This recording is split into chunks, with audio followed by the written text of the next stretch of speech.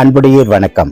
ராம்ஜியின் அன்பான காலை வணக்கம். இன்னைக்கு நம்ம பார்க்க போறது நம்ம குடல்ல தங்கி இருந்து வெளியேறக்கூடிய மலம்.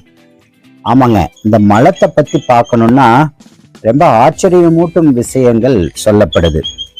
80% குளிர்ல, உறையும் குளிர்ல, -80°C உறையும் குளிரில் நமது மலங்களை எடுத்து சேகரித்து வருகிறார்கள் விஞ்ஞானிகள்.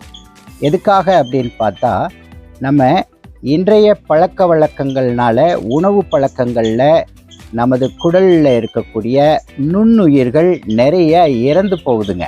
அதனுடைய பெருக்கம் இல்லாமல் போகுது.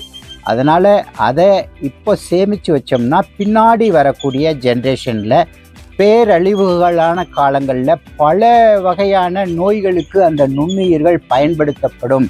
இன்னும் ஆச்சரியமூட்டும் செய்திங்க இது.